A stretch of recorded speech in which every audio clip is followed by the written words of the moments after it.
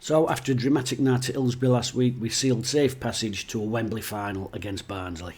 And now we've really got to focus on that game. As good as the other night was, undoubtedly one of the great comebacks in the history of football, certainly one of the most memorable nights he's ever been at Hillsborough.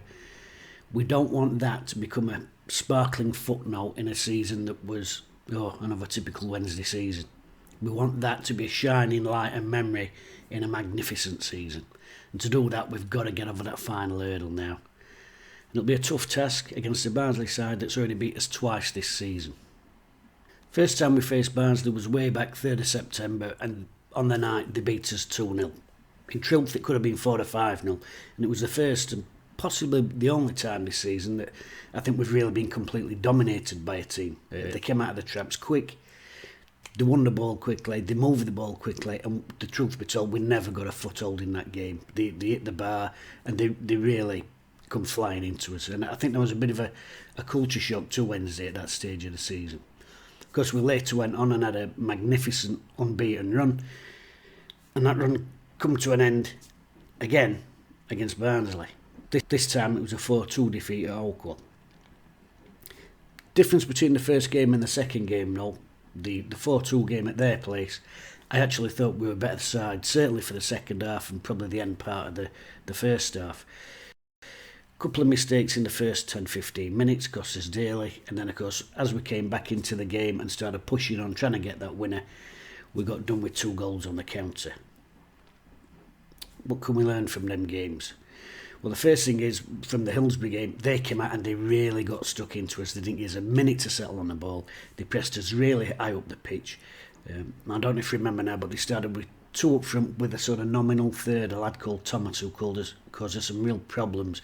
Kept floating out to wings, and they were closing down as almost like a front 3 and stopping us playing out from the back. At that stage of the season, Wednesday was still trying to play nice football all the time. Since then, though, we have mixed and adapted our game, and we have started being able to play those longer balls with a bit more quality, and obviously they've worked on different phases, so we know what we're doing when we have to go into those situations. And that might be something we have to do against Barnsley. We'll have a quick look at their team, because they're likely to line up very similar to us in terms of their formation. Michael Duff has been playing a 3 at the back system this season. Isted in net. Usual back 3 of Thomas, Anderson and Kitching, Williams and Cadden the wing backs, and Phillips, Connell and Kane in the middle of the 3. Up front, Tedic on loan from Manchester City, and Devante Cole up front scoring the goals. Now obviously Devante Cole, 16 goals centre forward, one to watch, goes without saying. But the players that I'm really more concerned about are actually 2 players at Middle at Park, and it's 2 players who've caught the eye both times we've played him this season. The first one is Phillips, 25-year-old, 10 goals, 9 assists from the middle of midfield. He's really one to keep an eye on. And the other player that's impressed me this season for Barnsley, stats perhaps not quite as good, is a kid called Luca Connell. Connell's a 22-year-old midfielder, Irishman, signed from Celtic last summer. 39 appearances this season, 2 goals and 10 assists. 2 goals, 10 assists, don't look like a danger man. It's not so much the danger that he brings in terms of that scoring goals or anything else. He is such a busy bastard in Middle at Park, and the Hillsborough game especially, he never gave us opportunity to get a kick in there in middle of midfield. There's Kane in there as well as a good player. But that Connell, an absolute human dynamo in there, getting through tackles, winning challenges, winning headers, first ball, second ball, an absolute rat getting after second ball, always first there, especially in that game we played at Hillsborough. It's that Middle at Park where they got us in that first game, and we can't allow that to happen again. One of the options there is we could bypass midfield and bypass their press full stop, get the ball forward, get it forward quickly. Big pitch at Wembley, it'll be a draining task to do that for 90 minutes or maybe longer, although I gather the dimensions are the same as Hillsborough, so at least we should be used to the space. But that's one way around it. But Connell is a player, we've really got to get a grip on him early doors and not let him have his own way and win them battles in there, because he is in quick and he's like a rat in there.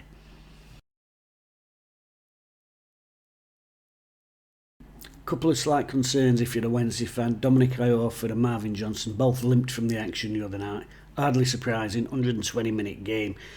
Players absolutely giving it their all. I've never seen a Wednesday side probably work that hard in my entire life. So they limped from the action. Hopefully, nothing more than cramp from that physical exertion. We don't want any strains or anything like that. I'm sure the club will be assessing that. Vital for us though. Dominic Iorfa, especially with his recovery pace, has become vital to us in the last few months, as Wednesday had that wobble and then had to start really throwing the kitchen sink at teams. Always susceptible to the counter-attack when you do that, so his recovery pace has been vital. Secondly, Marvin Johnson. Marvin Johnson can be a very frustrating figure, but he's such an outlet for Wednesday. Showed that again the other night with his involvement in all 4 goals, came from moves down the left-hand side of the pitch where he was directly involved. But also 14 assists this season from Marvin Johnson. If Wednesday are to get the best of Barnsley, delivery from Marvin Johnson is going to be one of the key areas that helps get us in there.